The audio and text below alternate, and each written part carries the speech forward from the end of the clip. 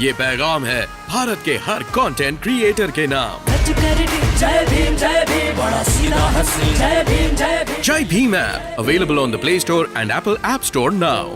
देखिए, जितेंद्र मेघवाल की हत्या, इससे पहले भी अन्य बहुत सारी आपको ऐसे घटना मिलेंगे जो कुकृत्य हैं। लोगों को आज भी ये लगता है कि वो सबसे बड़े हैं, और जिन लोगों को ये लगता है कि जाति विशेष होकर आप बड़े होंगे, तो मेरे ख्याल से हमें तो गीता में भी एक ही बात पढ़ा, महात्मा बुद्ध ने भी, कि कर्म से लोग बड़े होते हैं। आप कर्म ऐसा कीजिए, लोग अपने आप आपको बड़ा मान लेंगे। लेकिन जिन लोगों को ये फीलिंग नहीं है या जिन लोगों की भावना नहीं है, ऐसे भी लोग आजकल हमारे बीच हैं। तो इन्हीं को तो क्रिमिनल्स बोलते हैं, और किनको क्रिमिनल्स बोलते हैं। देखिए, प्रधानमंत्री जी के बारे में मैं ज़्यादा बात इसलिए नहीं बोलूँगा कि प्रधानमंत्री जी तो आप बनारस में देखेंगे दलितों के पैर धो लेते हैं, बराबर। लेकिन ये वही प्रधानमंत्री है, जब सफाई कर्मचारियों की बात आती है, जब इन्होंने बोला था कि 50 लाख रुपए का बीमा हम करके देंगे कोविड काल में, माननीय प्रधानमंत्री ने दे दिया क्या? देखिए, ये जो पॉलिटिशियंस होते हैं, पत्रकार महोदय, इनके कथनी और करनी में बहुत फर्क है। और कोई एक पॉलिटिशियन इससे छूटा नहीं है, और कोई भी एक पार्टी इससे अलग नहीं है। सब मौसेरे भाई। कि मैं चुप नहीं रहा, संजोग बस दो बातें हैं। जब यहाँ पे कश्मीर फाइल रिलीज हुई थी, पत्रकार महोदय आप तो दिल्ली में थे, लेकिन मैं अगले ही दिन चला गया था कश्मीर। वहाँ मुझे भी काफ़ी परेशानियाँ हुई। ये कोई एक इत्तेफाक की बात नहीं है। लेकिन हाँ, मैं परसों शाम को आया हूँ, कल के दिन जेवर के लिए गया हूँ, जहाँ उन लोगों के मकान तोड़े गए, और आज आपके सामने समक्ष हूँ। ये जरूर हो सकता है कि हाँ, थोड़ा विलंब हुआ है, लेकिन ये कभी नहीं होगा कि हम मुद्दे नहीं उठाते। सवाल केवल दलित का नहीं है, मानवता का है। क्या हमने मनीषा वाल्मीकि के लिए आवाज़ नहीं उठाई? क्या हमने कुलदीप सेंगर कांड के लिए नहीं उठाई? समय की बात होती है। मैं पहाड़ों में था, नेटवर्क की भी इशू, लेकिन मैं फिर भी एक बात बोलूँगा जिम्मेदारी पूर्वक कि हाँ, मुझसे थोड़ा विलंब हुआ है। मैं जिम्मेदारी लेता हूँ, इसमें क्या अर्ज है।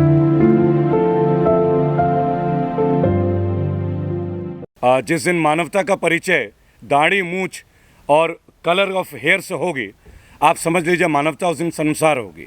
ये पहली घटना नहीं है जो आप बता रहे हैं। मैं गौतम बुद्ध नगर में रहता हूँ, और आज से 2 साल पहले एक शादी का ऐसे कार्यक्रम था। उसी गांव की बेटी और बारात आ रही थी, और गांव के पक्ष के लोगों ने दूल्हे के पक्ष के लोगों को जम के लाठियों से पिटाई की, केवल इसलिए कि गुड़चड़ी हो रही थी। ऐसे ही एक हादसा अपना अलीगढ़ में भी देखा होगा। देखिए, शैतानों का वास भी इंसानों के रूप में ही होता है। पहली बात, आज भी लोग निष्ठा का परिचय दे रहे हैं, लेकिन इसका मतलब ये तो नहीं है कि मानवता खत्म हो जाएगी। और आपने एक वीडियो और भी देखा होगा कि जिस व्यक्ति ने कुकृत्य किया था, उसके बाद कितने ही लोगों की भीड़ ने उसके घर के सामने प्रदर्शन भी किया है। तो कहीं एक व्यक्ति के अगर आप नाक रगड़ना चाहो और एक व्यक्ति के लिए पूरा समाज उठ के आता है, तो शायद जीत उसी व्यक्ति की होती है। लेकिन ये कुकृत्य, और इसके लिए तो आप जितनी भी मतलब सख्त से सख्त कानूनन कार्रवाई का एक प्रावधान होना चाहिए। आप एक आदमी को एक आदमी के साथ अगेंस्ट ह्यूमैनिटी का टॉलरेशन बिहेवियर दिखा रहे हैं, तो आप जैसे कोई एक्ट की बात करते हैं, तो ये तो कंडेमनेबल एक्ट है। अगर आप किसी के साथ इस तरीके के करते हैं कि मंदिर के फर्श पे या मस्जिद के पास या किसी भी जगह में, किसी भी पवित्र स्थल में आप एक अन्य जाति के, अन्य धर्म के किसी भी व्यक्ति को केवल एक आत्मकुंठा के हिसाब से परेशान करते हैं, तो मेरे ख्याल से कठोर दंड होना चाहिए। ऐसे लोगों को आप सुधार सकते हैं। मेरी बात सुनिएगा बहुत अच्छे से। अगर आप कठोर दंड देंगे, तो आप 2 को कठोर दंड दे दीजिए, असामूहिक दंड दीजिए पब्लिक के आगे, तो शायद अगले जितने लोगों के जहन में ऐसे गंदगी करने की हिम्मत होगी ना, वो गंदगी भी अपने आप खत्म होगी। देखिए, मूंछों का सिलसिला तो हमने किसान आंदोलन से देखा था, क्योंकि मेरे केस जो हैं वो संकल्पित हैं। मैंने संकल्प लिया था केस के लिए। जब दाढ़ी बढ़ी तो हमें भी खालिस्तानी बोल दिया गया। ठीक है जी। अब मूंछें अपनी जगह है, वजन ज़्यादा होगी तो नीचे की ओर भी हो सकती है, लेकिन जिसे जिस मोर्चे पे हमसे मिलना हो वो शौक से मिले। लेकिन मैं अपनी मूंछों में ताव किसी को दिखाने के लिए नहीं दूंगा। पहली बात, ये अपनी अपनी खुद के शौक हैं।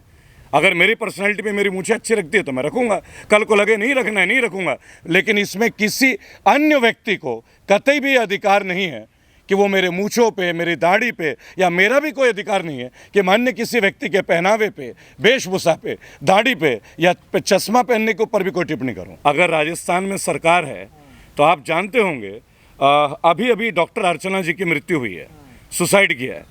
आप ही की बात आप ही के ऊपर दे रहा हूँ। एक डॉक्टर जिन्होंने एक ही परिवार के 2 बच्चों को 3 साल पहले बचाया और अब प्रेगनेंसी में नहीं बचा पाया। वीडियो तो मैं उनका भी नहीं बना पाया दोस्तों। देखिए, हर एक पत्रकार, हर एक एक्टिविस्ट के पास सर्टेन पीरियड ऑफ टाइम होता है। मैं एक सर्टेन पीरियड ऑफ टाइम से गुजरात से सीधे कश्मीर और कश्मीर से सीधा अभी पहुंचा हूं। ये भी तो हो सकता था कि आज रात को मैं इसी विषय में बात करता ना कांग्रेस जी। की तरफ आपका झुकाव रहता है कांग्रेस से तो। चलिए, विशेष धन्यवाद आपका अगर आपको लगता है, क्योंकि पिछले दिनों कोई मुझे कह रहे थे कि आप तो केजरीवाल के साथ खड़े हैं, तो आप लोग पहले टॉस करके डिसाइड कर लीजिए कि मैं किसके साथ हूँ। देखिए, मैं एक बात आपको बोलूँगा पत्रकार महोदय, आप बात को समझें। 12वीं पास को जब आप शिक्षा मंत्री बना देते हो, बहुत कॉमन सी बात है, जो अपने हल्फनामे में ये कह देते कि मैं स्नातक हूँ, मैं ग्रेजुएट हूँ, और बाद में उनको याद आता अरे मैं तो भूल गई, मैं तो 12वीं पास हूँ। आप समझ रहे हैं ना, शिक्षा मंत्री जिनके नीचे CBSE, ICSE, IITs, IIM सब इनकी मीटिंग होती है। अब आप समझ लीजिए, देश के सब प्रतिष्ठित स्थान अगर एक 12वीं पास मंत्री से मिले और फिर आप विश्वगुरु बनने की बात करेंगे। जब देश के गृह मंत्री ये कहते हैं कि तुम 12वीं के बाद इंटरमीडिएट कर लो, हम तुम्हें लैपटॉप दे देंगे, तो बस विश्वगुरु तो हम बन ही गए ना, और कितने गुरु बनने की ज़रूरत है। हम हैप्पी इंडेक्स में श्रीलंका से पीछे चले गए। कोविड काल में बांग्लादेश ने इकोनॉमिकली हमसे ज़्यादा ग्रोथ कर ली। वो बांग्लादेश जो हमारे देश में से ही निकला हुआ एक हिस्सा है, आप समझिएगा। आज डॉलर की मुकाबले उनका जो पेमेंट है वो अब जा रहा है, और हम अब भी नीचे जा रहे हैं। गरीबी इंडेक्स में हम नीचे जा रहे हैं, क्राइम के ग्राफ में हम ऊँचे जा रहे हैं, महंगाई में हम ऊँचे जा रहे हैं, अनएम्प्लॉयमेंट में हम ऊँचे जा रहे हैं। तो देश की दिशा तो आप भी देख रहे हैं और हम भी देख रहे हैं। पर मुझे एक बात लगता है कि ये सारी चीज़ें जो हैं वो नागरिकता के ऊपर होती है। हमारे देश के नागरिक जो हैं शायद वो भी तैयार हो रहे हैं इस बात के लिए। आने वाले टाइम में हो सकता है बहुत बड़े जो गलतफहमी लेके चल रहे हैं, हो सकता है 2024 में कुछ बहुत ही डिफरेंट हो। देखिए, मैंने मोदी जी को आज तक बुरा तो बोला ही नहीं है पत्रकार महोदय। मैं अभी भी अपने वाचन में उनको मोदी जी बोलता हूँ, पहली बात। रही बात, हम किसी पॉलिसी के अगेंस्ट अगर खड़े होते हैं तो ये हमारी गलती नहीं है। आज से जिस वक्त आप मेरा इंटरव्यू ले रहे हैं, आज लाइफ सेविंग ड्रग्स का 11% रेट आज से बढ़ा। जनवरी 1 तारीख से रेडीमेड 5 से 12% बढ़ गए।